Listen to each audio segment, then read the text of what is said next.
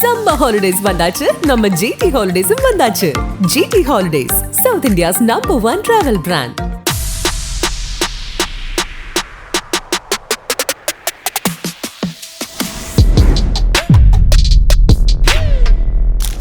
I think நம்ம விக்ரம் முடிஞ்ச பிறகு நம்ம பேசிகிட்டு இருக்கும்போது we did a very fun thing. We did a small thing where 10 Kamal Haasan படங்கள் நான் சொல்கிறேன், நீங்கள் ஒன்று அதுக்கு சொல்லுங்கள் உங்களுக்கு தோன்ற ஒரு விஷயம்னு. அது மாதிரி மிஸ்டர் ரஜினிக்கு ஒன்று பண்ணுவோம். பண்ணி will wrap up this conversation. அவள் அப்படித்தான். எனக்கு ஃபஸ்ட்டு தோணக்கூடிய ஒரு விஷயம் வந்துட்டு, ஒரு அந்த படத்தில் இருக்கிறதுலே ஒரு விமன் தான் ப்ரொட்டாகனிஸ்ட். அவங்கள சார்ந்து நடக்கக்கூடிய ஒரு கதை. அதில் இவர் இடம் பெற்றதில் எனக்கு ஒரு பெரிய சந்தோஷம். யூகோ. எனக்கு அதில் ஞாபகம் இருக்கிறது வந்து ரஜினி சாரோட காஸ்டியூம், பட்டை, கையில் இருக்க அந்த கிளாஸு. டெய்லி ஈவினிங் ரொட்டீனாக யாரோ ஒருத்தருக்கு தண்ணி அடிச்சுட்டு ஏதோ ஒன்று அட்வைஸ் பண்ணிருப்போம் கேரக்டர்ஸ் இருப்பாங்கல்ல. எனக்கு அந்த கேரக்டர் பார்த்தாலே அதே தான் இருக்கும். இந்த பக்கம் ஒரு பாயிண்டில் பயங்கரமாக ஃபீல் பண்ணி பேசிட்டு இருந்தாலும் அவரோட ஃபோன்லேயே தண்ணி அடிச்சு பேசிட்டு இருப்பார். அண்ட் அந்த டைமில் it was way ahead of டைம்ஸ்னு நான் சொல்லுவேன். இன்ஃபேக்ட் அவர் நடவடிக்கை பார்த்தா அவர் கெட்ட ஆளுன்ற மாதிரியே உங்களுக்கு அப்படி தெரியாது. பட் ஆனால் அவரோட எண்ணங்கள் எல்லாம் அப்படி தான் இருக்கும், அவர் பேசுறதெல்லாம் அப்படி தான் இருக்கும். பட் ஆனால் அது ரொம்ப ஒரு மாதிரி கேஷுவலாக ஜாலியாக பண்ணிருப்பாரு. அது நைஸ். ரெண்டாவது 16 வயது நிலை. ஒன்று, ஹீரோ பாவம் அவ்வளோ ஒரு வெகுளி, அவ்வளோ ஒரு நல்லவன், அவ்வளோ கொடுமையான விஷயங்கள்லாம் அவங்க நடந்துகிட்ருக்கோம். ஆனால் என்னவோ நம்மளுடைய ஈர்ப்பெல்லாம் இந்த பக்கம் போய்கிட்டு இருக்கோன்னு. இவர் என்ன சொல்கிறாரு, இவர் என்ன பண்ணுறாரு, இவர் அப்பப்போ இன்னும் கொஞ்சம் ஒரு ஸ்க்ரீன் டைம் தான் இன்ட்ரெஸ்டிங்காகவே இருக்கும். ஒரு புரியாத ஒரு ஈர்ப்புன்னு வச்சுக்கோங்களேன் அந்த டைமில். எனக்கு தெரிஞ்சு இந்த ஒரு வில்லனோட டைமென்ஷன் இப்படி இருக்கணும்னு சொல்லி சேஞ்ச் பண்ண படமே அதான் நினைக்கிறேன்.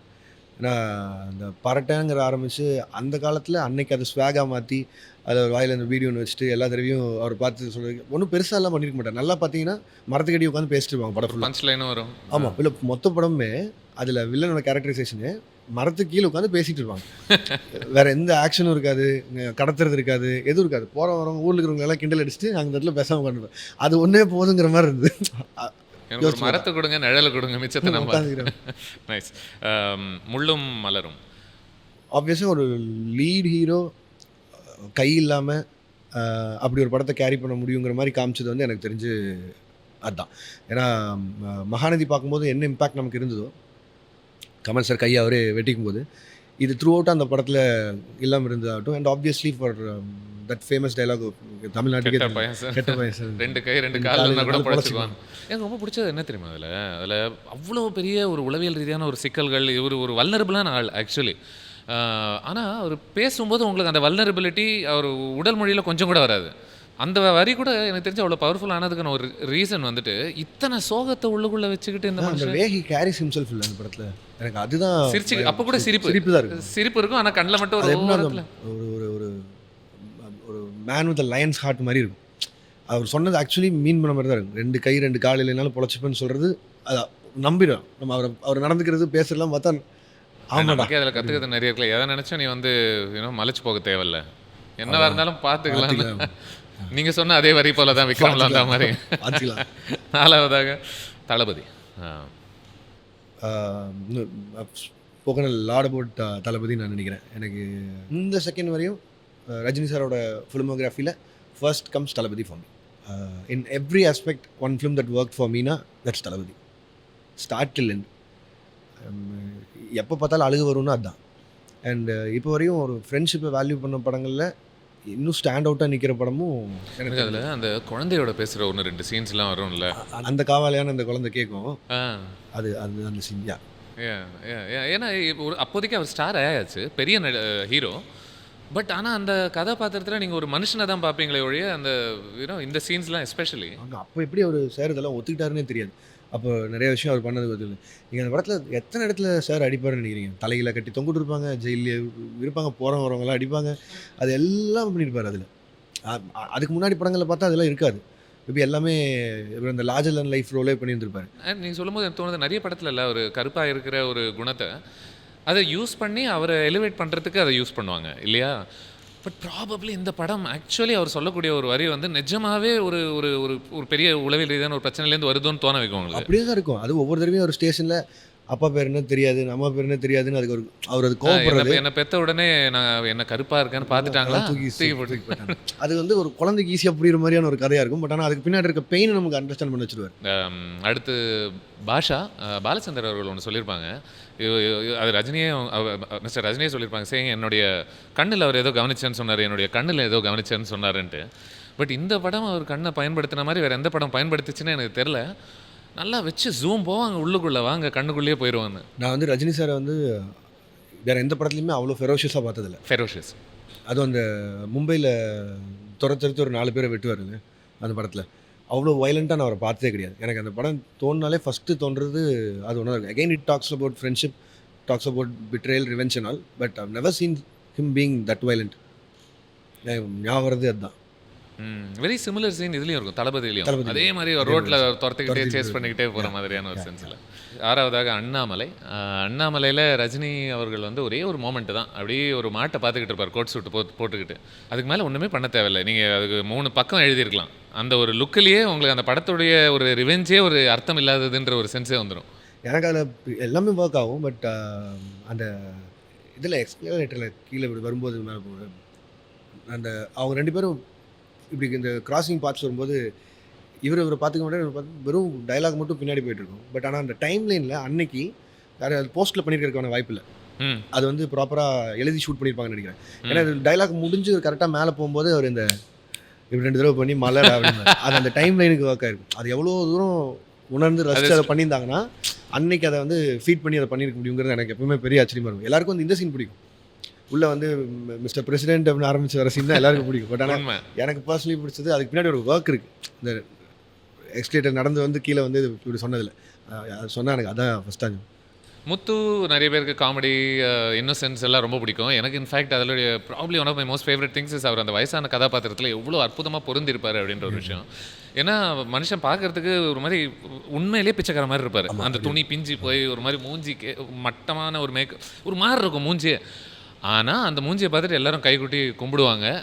அது மொத்தமாக இவர் பேசக்கூடிய ஒரு வரிகளையும் இவர் கம்யூனிகேட் பண்ணக்கூடிய ஒரு எனக்கு அதில் அதான் எல்லாரும் சொல்கிற மாதிரி எனக்கு ரஜினி சாரோட ரொம்ப ஃபன்னியஸ்ட் சைடாக அந்த படம் தான் நான் பார்த்துருக்கேன். எப்போ யோசிச்சாலும் எனக்கு சிரிப்பு வருது. அதில் ஒரு பண்ணுவார் அந்த அவனடி பெரிய கமல்ஹாசன் நினைப்பு முன்னாடி உட்காந்து பேசிட்டு வர்றேன், அந்த ஃப்ரெண்ட் ரோல் உட்காந்து பேசிட்டு வர்றேன். அதெல்லாம் அன்பிலீவபிள். அதில் சின்ன சின்ன ஃபைட்ஸே அப்படி தான். இப்போ அது அந்த வெதராயிடும் ஒரு பேர் ஒருத்தர் ஃபைட்டுக்கு வருவார்ல, அதாவது மீனா அவங்கள வந்து அந்த ஃபைட்டு யோசிச்சு பாருங்க, அவ்வளோ சீரியஸாக நடந்துட்டு இருக்கும். கடைசியில் அந்த கண்ணாடி உடஞ்சி போனதுக்கப்புறம் எடுத்து மாட்டிட்டு வந்துட்டு போகிறதில்ல அதாகட்டும். இன்னொரு ஃபைட் வந்து அந்த ட்ராமாக்குள்ளே ஒரு ஃபைட் நடக்கும். அதில் இவர் வந்து மீனா மேம் சேவ் பண்ண போவார். பட் ஆனால் அவங்க திடீர்னு வச்சுன்னா அந்த கத்தியெல்லாம் விடுறது எல்லாத்துலேயுமே ஒரு ஃபன் பண்ணிகிட்டே இருப்பார். ஃபன்னுக்குள்ளே திடீர்னு மாசாக இருக்குவார். டக்குன்னு ஒரு அதை இப்படி பண்ண உடனே ஒரு மாதிரி உங்களுக்கு செட் ஆயிடும். அப்படி காலை இப்படி கிராஸ் பண்ணி போகிறது ரொம்ப நாள் ஆச்சு எனக்கு. அந்த படமும் அருணாச்சலமும் வாஸ் லைக் அவரோட அந்த ஃபன்னியஸ்ட் சைடை காமிச்ச மாதிரி அந்த அன்டில் 2மே வீட்டிலேருந்து துரத்திடுவாங்க. பட் ஆனால் அதுக்கு முன்னாடி இருக்க அந்த ஃபன் இருக்குல்ல, அதில் ஒரு பயங்கரமான மாசு இருக்கும். That's true. அதில் ஒரு ஃபன் சைடு இருக்கும். கூலியில் ஃபன்னுக்கான ஸ்பேஸ் இருக்கா? ஏதாவது ஒரு ஃப்ரேம் 2 சரி, ஓகே, புரிஞ்சது. படையப்பா பொறுத்து என்ன சொல்கிறது, மனுஷன் நடந்தாலே போதும் அப்படின்ற ஒரு சென்ஸ் வந்துட்டு அது ஒரு சீன் ஏன் சொல்லுவாருன்னா எல்லா படத்துலையும் நடப்பார். ஒரு வாக்கு மட்டுமே உங்களுக்கு போதுமானதாக இருக்கும். அந்த படத்தில் இவங்க லக்ஷ்மி அவ்வளோ பெரிய ஒரு வரி பேசி முடிச்சுட்டு போய் கூட்டிகிட்டு வா மருமகளை அப்படின்னு சொன்ன உடனே இவர் அங்கே போயிட்டு அப்படி கையை பிடிப்பார். அவங்களுக்கு இன்னமும் ஒரு மாதிரி ரிலக்டன்ஸ் இருக்கும், வரலாமா வேணாமா, இவங்க வேறு பக்கத்துலேயே இருக்காங்களேன்னு. பார்த்த உடனே அப்படின்னு பார்த்துக்கிறேன் அப்படின்னு அது பார்த்த உடனே அவங்க எப்படி இருக்குன்னா பரவாயில்ல நம்ம எங்கேயா குதிச்சிருவோம் அந்த லுக்கு கொடுத்து. எனக்கு அதில் நிறைய விஷயம் பிடிக்கும். பட் எனக்கு அதில் அவரோட அந்த தடுமாற்றம் இருக்குல்ல, ஒரே ஒரு இடத்துல வந்து அந்த இடத்துல திருப்பி சொல்லுவார், துண்டு ஒரு தடவை தான் தவறும் அப்படின்னு. எனக்கு அது ரொம்ப பர்சனலாக ரொம்ப பிடிக்கும். அது நம்ம ஒரு டவுன்ஃபாலில் டக்குன்னு அவர் ஃபீல் பண்ணுவார் அந்த இதில். ஏமாந்துட்டோமா, நம்ம ஒன்றுமே பண்ண முடியாது அப்படின்னு. ரஜினி சாரே அப்படி ஆயிடுச்சா அப்படிங்கிற மாதிரி நமக்கும் தோணும். அடுத்த சீனை எல்லாத்தையும் மாற்றிட்டல, ஒரு தடவை தான் தவறும் அப்படின்னு அது பயங்கரமாக இருக்கும். கரெக்ட். அந்த படம் அந்த வேலையை நல்லா செஞ்சிச்சு. இவர் வருவார், இவர் தான் ஜெயிப்பாருன்னு எல்லாருக்கும் தெரியும் நம்ம பேசிகிட்டு இருந்த மாதிரி. பட் அவர் அடி வாங்கும்போது உண்மையிலே அடி வாங்குறாருன்றது ஒரு ஃபீல். 9வதாக சிவாஜி. முடின்னு எப்பவுமே நம்ம பாராட்டிக்கிட்டே இருப்போம். இங்கே இருக்கக்கூடிய மாஸ் எல்லாம் முடியலலாம் இல்லைப்பா, முகத்தில் தான் இருக்குது அப்படின்றது ஒன்றுமே இல்லாமல் நடிச்சிட்டு இருப்பார். எனக்கு பிடிக்கும் பிட்டு. எனக்கு அது வந்து டெக்னிக்கலாகவும் சரி, அந்த டைம் லைனில் அந்த படமாக எனக்கு இந்த ஒரு கூட சன்லைட் தான் ஃபஸ்ட் டைம் ஆகும் சிவாஜின்னு சொன்னாலே. அன்னைக்கு ஸ்டாண்டர்ட்ஸ்க்கு the technology they bought and Shankar sir அப்போ கொண்டு வந்து அதை பண்ணது வந்து ஒரு ஃபேண்டசி மாதிரி தான் இருந்துச்சுல. அந்த காம்ப்ளெக்ஷனை மாற்ற முடியும், மாற்றி வந்து ஒருத்தர் ரஜினி சாரை வந்து வெள்ளைக்கார ரஜினி சாராக மாற்ற முடியும்னு நினைச்சது அந்த அந்த அந்த தாட் பிஹைண்ட் இட்ல அதுவே வந்து மச் அப்ரிஷியபிள் அந்த இதில். மற்றபடி again it was like Shankar sir's film and Rajini sir's film. But ஆனால் சின்ன அந்த டெக்னிக்காலிட்டிஸ் வந்து பிரமிச்சது வந்து அந்த இதுதான் ஞாபகம் வரதே அதுதான் சிவாஜின்னு. கடைசியாக காலா அண்ட் நம்ம 2 பேரும் கருப்பு போட்டிருக்கோம் எனக்கு இன்ட்ரெஸ்டிங்லி. அண்ட் இதில் எனக்கு ஒரு கூலிக்கான ஒரு அசோசியேஷனும் எனக்கு தோணுச்சு. என்ன அப்படின்னா, அந்த படத்தில் அவர் எக்ஸூட் பண்ணக்கூடிய ஒரு அழகு, ஒரு சாம், ஒரு ஃபிசிக்கல் அப்பியரன்ஸில் ரொம்ப வருஷமாச்சு எனக்கு அந்த மாதிரி பார்த்து. ஏன்னா அவர் அழகுபடுத்துவதற்காக மொத்தமாக மாற்றி அந்த வேலைகள்லாம் எதுவுமே செய்யாமல் நீங்கள் நார்மலாக இருங்க, நேச்சுரலாக இருங்க, யதார்த்தமாக நீங்கள் பாட்டுக்கு லுங்கி கட்டிட்டு வாங்க, கால் மேலே கால் போடுங்க, ஒரு சேரில் உட்காருங்க, குடும்பத்தோடு நீங்கள் உட்காந்து ஜாலியாக இருங்க. அதுவே அண்ட் அஃப்கோர்ஸ் இந்த மாதிரி படங்களில் அவர் பண்ண அர்த்தம் கான்டென்ட் ஓரியன்ட் சினிமா அவர் பண்ணக்கூடிய ஒரு விஷயத்தை அவர் பண்ண ஆரம்பித்தார் அந்த காலகட்டத்தில். அந்த மாதிரி முடிவுகள்லாம் பெரிய முடிவுகள் நான் நினைக்கிறேன். ரொம்ப முக்கியமான படம்னு நினைக்கிறேன் அப்படியா? Kaala for me and for the industry also ரொம்ப முக்கியமான படமாக காலா பார்ப்பேன். அவர் ரஞ்சித் அண்ணா சொல்ல வந்த கருத்தில் ஆகட்டும் அண்ட் ரஜினி சார் அந்த படத்தை புரிஞ்சிருந்து அவர் அதுக்கு ஒரு படமாக வெளியில் பண்ணதாகட்டும் அண்ட் எல்லாமே எனக்கு அந்த படத்துக்கு பிடிக்கும். அண்ட் ஞாபகம் வரது வந்து ஆப்வியஸ்லி நான் ரஜினி சாரோட அந்த ஃபன் சைடை வந்து எப்பவுமே பார்க்குறத அந்த முக்கியமான சீனில் அம்மா இவன் யார் கேட்டு அது வந்து அந்த ஒரு 6-7 மினிட்ஸ் நான் பயங்கரமாக என்ஜாய் பண்ணி பார்த்துருந்தேன். அவ்வளோ சொல்லி முடிச்சுட்டு திருப்பி அங்கே குமார் யார் சொன்ன ஞாபகம் வர்றது அதுதான். There are much more things to remember but ஞாபகம் வருது அதுதான். Lovely lovely Loki, as always a pleasure. ரொம்ப ரொம்ப நன்றி என்னுடைய அழைப்பை ஏற்றுக்கிட்டீங்க வந்ததுக்கு. முதல் பேசக்கூடிய சில நபர்களில் நீங்கள் இருக்கிறீங்க அப்படின்றதுல எனக்கு ஒரு பெரிய சந்தோஷம். Very glad and thank you so much for having me again Sudhar. இது நான் அதான் முன்னாடியே சொன்ன மாதிரி இது வந்து கூலி பற்றின ப்ரொமோஷனுக்கான இது அதெல்லாம் எதுவும் இல்லை. I just want to do it for you because நீங்கள் started a channel and I really love your writeups and ஒரு பயாஸ்டே இல்லாமல் எழுதக்கூடிய சினிமாக்கான ஒரு உங்களோட கருத்துக்களாகட்டும் எனக்கு அது ரொம்ப பிடிக்கும் personally. And I just want to be part of like what you do in the start in the beginning. Very sweet. All the very best with Coolie. வந்ததுக்கு ரொம்ப ரொம்ப நன்றி. தேங்க்யூ. சம்மர் ஹாலிடேஸ் வந்தாச்சு, நம்ம ஜிடி ஹாலிடேஸும் வந்தாச்சு. GT holidays, South India's number 1 travel brand.